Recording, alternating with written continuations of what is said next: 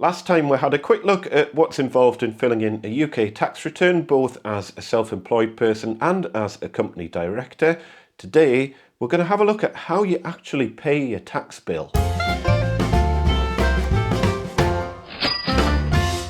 Hiya folks, welcome back to the Small Business Toolbox. I'm Andy Mack and I've been self-employed or running my own businesses for pretty much my entire adult life. First of all, a very, very happy new year to all of you. I hope you have a fantastic 2023. I'm filming this in kind of early January and the tax deadline is rapidly looming. So if you haven't already paid your tax for your self-assessment tax return, you should certainly be starting to think about it now. As per usual, I am not an accountant. I am not in any way qualified to give you accountancy or legal advice or anything like that. I'm just kind of explaining things from my standpoint of what I've learned over the years and how I generally do stuff. I've said it a million times and I'll say it again. Always get a good accountant. They are worth their weight in gold. But what I like to do is just give you enough of the background knowledge that you know what questions to ask and you understand some of the fundamental kind of concepts of how things work. So when it comes to self-assessment in the UK, which is basically the method by which you pay your taxes if you're self-employed or you run a small business, there are two key deadlines that you need to be aware of. And one of them is the 31st of January, and that's the date that your tax return has to be filed by,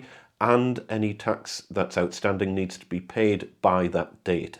So don't leave it until the very last minute to file your tax return, because if there's any problems with it, you're going to end up paying your tax late and you will get charged potentially fines, certainly interest if you pay your tax late. And the other deadline you need to be aware of is the 31st of July, and that's the deadline date for any payments on account. If you miss either of these two deadlines, even if it's not your fault, you can potentially end up getting charged interest by HMRC. Often you'll be charged the interest and you'll not even know you've been charged the interest. I'll talk about that later on. So as I say, don't leave it until the last minute. I generally complete my tax return at the latest by kind of December time and get it submitted.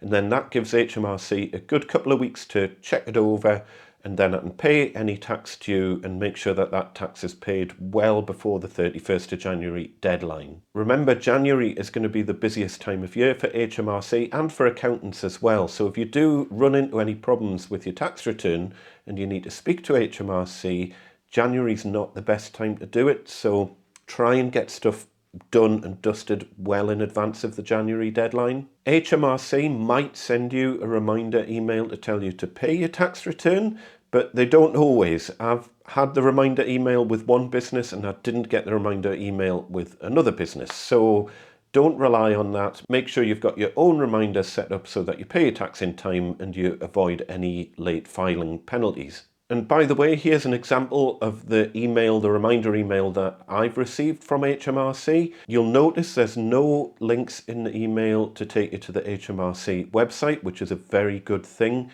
You really don't want to be clicking links in emails if you don't know where that email's come from, because it could be a phishing scam, like a hacking attempt to try and hack into your HMRC account. The best thing you can do is when you get that reminder email, just go to gov.uk and visit HMRC directly. Never follow links directly from emails unless you know that that email has come from a trusted source. As a general rule of thumb, if you ever receive an email from anyone with a link in it or a button that says click here to log in, view it very cautiously, because that sounds to me that it's probably a hacking attempt to try and get your password details off you. Anyway, in this video, I'm not going to get into the ins and outs of whether or not you should be paying tax at all if you're a small business owner and you're scrimping and saving to try and make ends meet while billionaires are using non-domiciled status and all that sort of thing.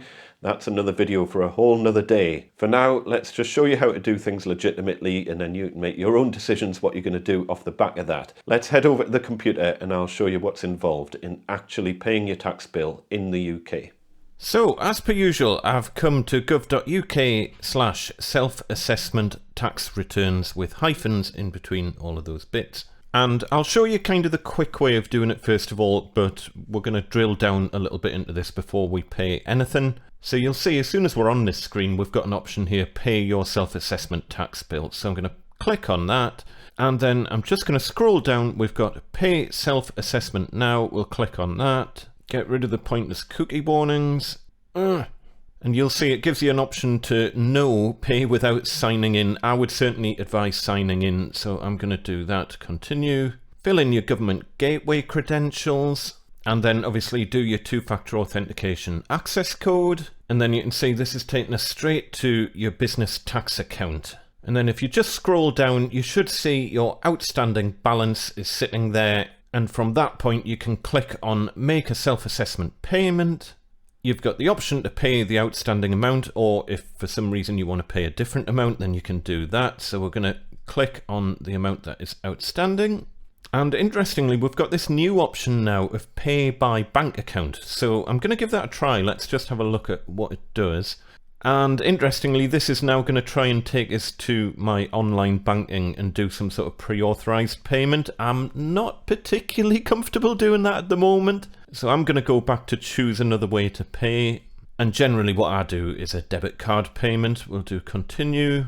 Interestingly, for some reason you can't use a personal credit card, and if you use a corporate credit card, they're going to charge you a fee, but I'm just going to do a normal debit card. Fill in all your card billing address details and all that sort of thing. Double check all your details are correct, and then just enter all of your usual debit card details and click pay now, and that would be it. Now, I'm not going to do this, so we're just going to go back a few stages, because what I do advise that you do before you pay anything is just double check that everything is definitely correct. So I'm just going to do cancel payment and exit without paying. And then all I'm going to do is I'm going to scroll down on this main homepage area here, and underneath where it says make a self-assessment payment, I'm just going to click on view payments and credits. So this should show a history of all the payments you've made to HMRC over the last few years. From here, I'm going to click on current position, and that should show all of the tax that's outstanding at the moment. So including any payments on account that are due. So you can see for this particular tax year, we've got a tax bill that's due for the 31st of January 2023, and we've got a payment on account for the following tax year as well. They're both due by January 2023. The next payment after that isn't due until the end of July 2023, so we don't need to pay that one quite yet. So basically we're going to pay this number here that's hidden and this number here. It's worth double checking that that and that does add up to the amount that they are asking for, because it doesn't show it on this particular screen. And if those two figures added together comes to your expected tax bill as per your tax return, you're probably relatively safe to just get it paid and get it done. But I would suggest that you also go through these options here where you've got surcharges, interest, penalties and things like that, because it's not unheard of to accidentally be charged for things that you shouldn't have been charged for. So for example, if I go onto penalties here, we can see I've got no penalties. I've never paid a tax bill late in my life. Let's have a look at surcharges. Again, there's nothing there outstanding. And let's have a look at interest. And this interest one is quite an interesting one. And I didn't actually realize that I'd been charged interest for late payments on account for a payment on account that wasn't even due. It was a payment on account that didn't exist. And I'm going to have to get in touch with HMRC and ask for that money back, because it makes no sense that I've been charged that. Interestingly, on the same account, from back in 2008, I was charged interest on a late payment on account, which is incorrect. And I'm going to try and get that money back as well, because, I mean, it's not a huge amount of money, but it shouldn't have been taken, and no one even told us about this. I didn't get any notification or anything that they were going to charge interest. Otherwise I would have queried it at the time, because it is wrong. And it's only through going through this little menu on the right here that I even realised that they've charged us interest incorrectly. So if there is something wrong, I would suggest you contact HMRC and try and get that money back and put as a credit on your account. And personally, I would do that before you pay any outstanding tax, because then you've just got one single payment to make that includes any credits, and you're not having to wait for HMRC to send your money back, which can often take quite a long time. But having said that, I have tried calling HMRC and I've spent literally hours on hold and no one's picked up the phone. So I think my only option is going to be to write them a letter, which means I'm going to have to go down the route of them probably sending us a check in 6 months' time. A little bit frustrating, but hey, what you're supposed to do. I'm trying to pay my tax bill and the tax bill's effectively wrong and I can't get in touch with HMRC to get them to correct it. So yeah, there's not many options there. But as I say, the main thing is just going to your current position and checking that the amount of tax that's due is correct. Just make sure everything adds up properly and that it matches up to the amount of tax that you thought you had to pay when you filled in your tax return. And by the way, this is also the area where you can do things like reducing your payment on account, requesting a repayment, getting a statement, looking at your PAYE coding notices. There's all sorts of things that you can do from here to manage your tax account. Now, the crazy thing is, from this screen, we've got two links at the bottom here that don't work. We've got how to use this service, which you click on, and this is taking us to a random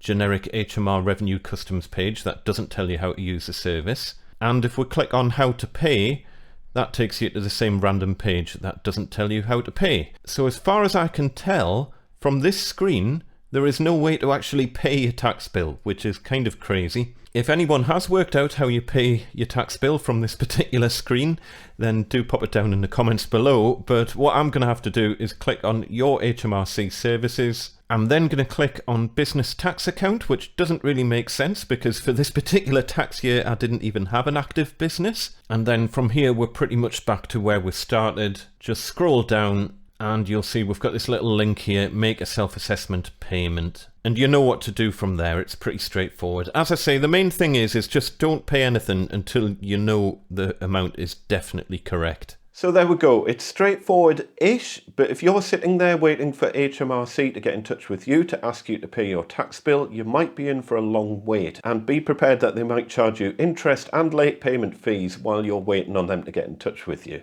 HMRC used to be really easy to get in touch with, but over recent years things have gone really downhill. A lot of really good staff have left, and it's not uncommon for staff from completely unrelated teams to be moved over onto the self-assessment helpline when things get busy. They're having real problems with staff morale and staff retention at HMRC, so go easy on whoever you end up speaking to. They're probably having about as much fun as you're having. If you simply can't get hold of HMRC, probably the best bet is going to be to write them a letter.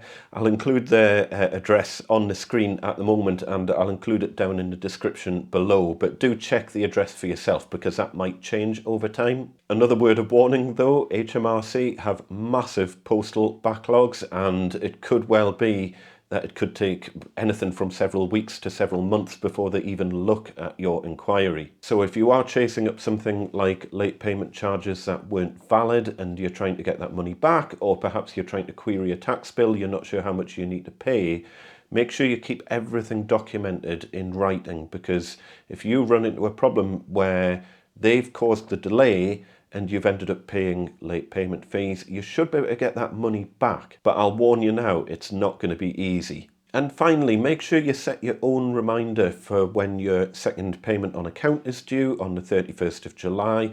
Again, you may or may not get a reminder from HMRC to pay that bill. And remember, if you don't pay it on time, they are just going to automatically start charging interest. As per usual, always check things through with your accountant to make sure that you're actually paying the right amount of tax. They really do look after you, and at the end of the day, would you rather it's you spending hours and hours on hold to HMRC or your accountant? But for now, hopefully this is enough to give you a general idea of what's involved in paying your tax bill.